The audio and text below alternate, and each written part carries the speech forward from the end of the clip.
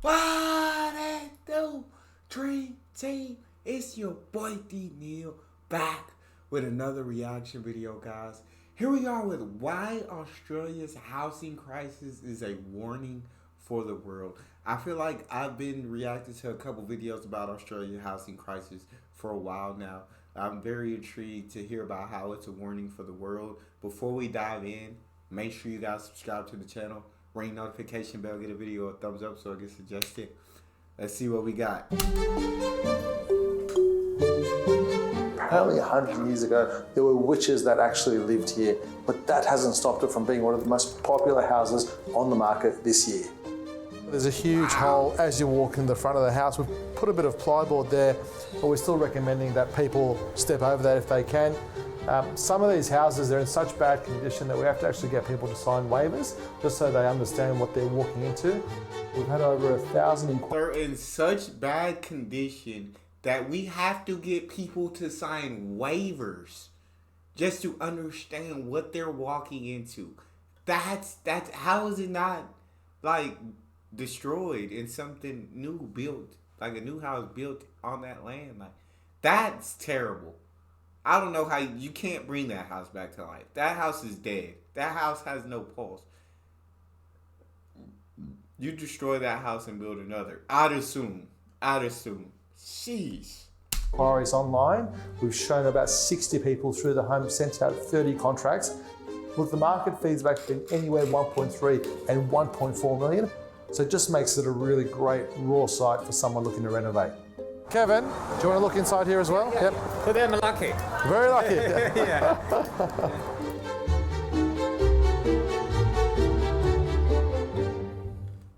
Well, ladies and gentlemen, we're here to sell. So we open the bidding, ladies and gentlemen, at 1,100,000. I thank you for that, sir. Oh 1.5. At 1,600,000 I have. Wholesaling at 1,918,000. Sold, sir. Congratulations. Ladies and gentlemen, have a great afternoon. Alarms are going off in Sydney. No. For that? They said for people who want to renovate, so it's obviously a project. So I guess it's understandable. I'm very intrigued to see the project incomplete and what they do with that house, because that house was terrible. Ladies and gentlemen, have a great afternoon. Alarms are going off in Sydney, known as Australia's bellwether property market. The coastal city ranks as the second least affordable housing market in the world among 94 major cities. This rush is very overwhelming. There's not enough supply and there's too much demand. Now, I've been selling in the area for the last 18 years. The Sydney market is the strongest in Australia, and that has to do with the beaches, the accessibility to the city, airports. It's a fantastic location with a huge lifestyle scene, and I think it's the highest growing population out of all the Australian cities, and that's always going to cause prices to go up. It's the highest growing population, even with the crisis that they're facing, and even with the cost of living there, to live there. Hey, y'all got money in Australia. Y'all got money, I see. Jeez. When land and homes are scarce. The toughest market I'm finding for buyers are the low-income first-home buyers, and they're often looking at one-bedroom or two-bedroom apartments, because you can imagine when rates go up from 2% to 6%, that's huge for someone who's on a single-income salary, looking to buy their first home. Definitely. The predicament is mirrored globally, from the UK to Singapore, with little to no signs of relief. So what's driving this housing crunch? And what are the consequences for buyers, sellers, construction firms, and the government? National home prices in Australia have risen 33% since the onset of the pandemic.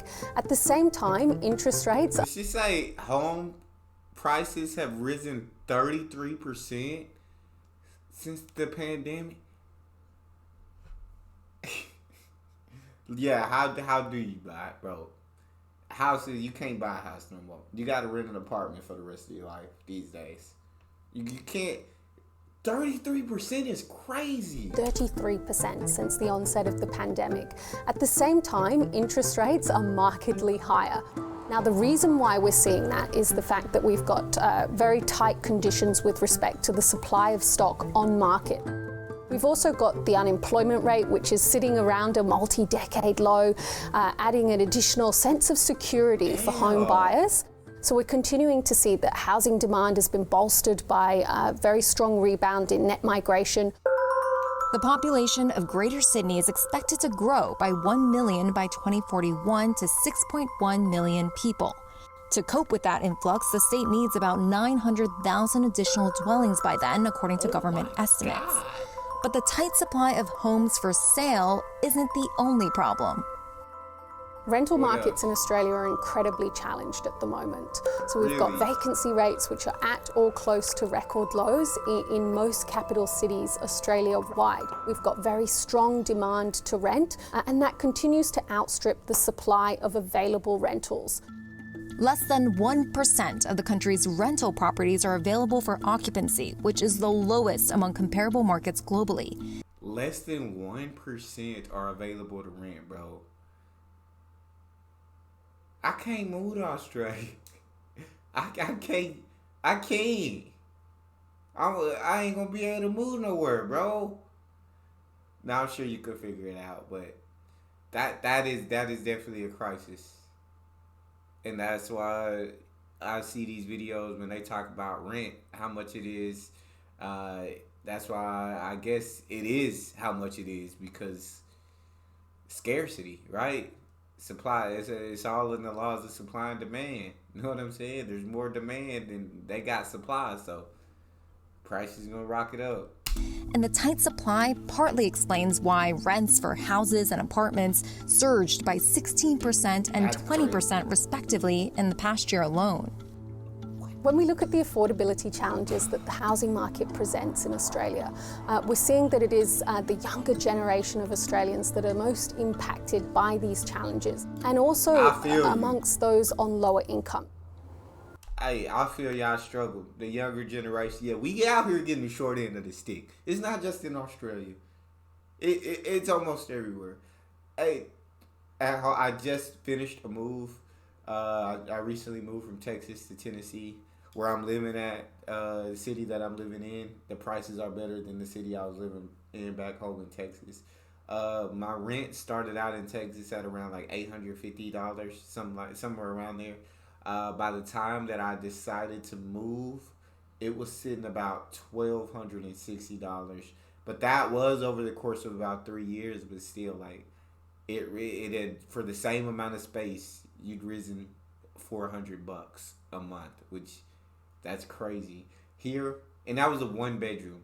Here in this city in Tennessee, 2-bedroom for $1,100. So big difference, absolute big difference. But keep it going. By these challenges, and also amongst those on lower income.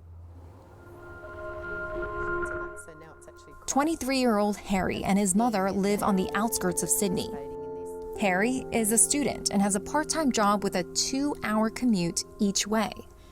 They're bearing the brunt of the housing crisis, having been left with no choice but to move from house to house to house. The house we were in previously, I think we started renting it for $470 or $500 a week. It rose to $550. We just couldn't keep up with the costs. My mum is a Catholic primary school teacher. She's lived in the area for 20-something plus years, and she can't afford to live in the same area that she's lived in. It's crazy. Harry says they were $550 a week, bro. That's $2,200 a month rent. That's tough. You also gotta eat. You also gotta pay bills. That's too much. Evicted from their rental house in 2022 when they asked for repairs to the shower.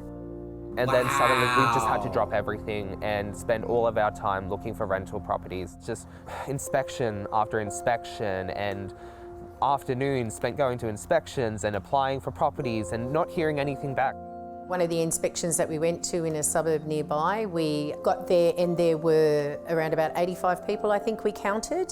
Wow. You don't really stand a chance when there's that many people who are going. That's the same with the pets. And it's kind of like, wow, you know, let me do a resume for my dog. Hurdles remain for building more homes to ease the supply crunch. In the background are the construction collapses, with firms going bankrupt by the dozens. A pandemic-driven building boom is partly to blame. Construction firms had agreed to fixed-price contracts with lockdown homeowners looking to fix up their properties. But then the cost of labor and building materials spiked along with inflation. According to the Builders Collective of Australia, houses are now 30% more expensive to build than before the pandemic. For some, any kind of relief can't come soon enough. One way to help alleviate current challenges in the Australian housing market is also by incentivising or increasing the supply of social and affordable housing. For a portion of housing market participants that are so often overlooked and for whom it is crucial to be able to access stable and secure housing tenure. Across Australia, housing supply and housing affordability is a challenge. We are looking at opportunities to greater provide densification. We're looking at providing more planning pathways for different types of housing typologies. Firstly, increasing the social housing stock. Where you live, it's not just a roof over your head either. It's your community, it's where you build your family, it's where you build your networks, it's how you get to know people, it's your sense of self. That's facts. That's crazy. Yeah. It's tough. I mean, when there's so much demand and there's not enough supply, and when it's something like housing or rental properties, and now these prices are skyrocketing, and it's like, maybe you could afford it at one point, but now you can't because prices skyrocketed. And it's not just housing prices, everything. The cost of living skyrocketed. And so it's a struggle. I mean, you got to get some roommates. You got to get in a relationship. Y'all got to go half on everything these days. Like, there's no more. One person can do it all. It's a struggle. We've recently received $610 million from the Commonwealth Government that will be directly put into social housing. And the government has a contribution they make to social housing in the millions, hundreds of millions each year to make sure that we reinvest in both new and improved social housing stock. At the moment, every single aspect of renting in this country is centred around profit. Home is such an indescribable, thing, but realistically, you might. That's all we got. You guys got a favorite video suggestion? You can subscribe to Patreon or drop it in the comment section. It's your boy Neal, out.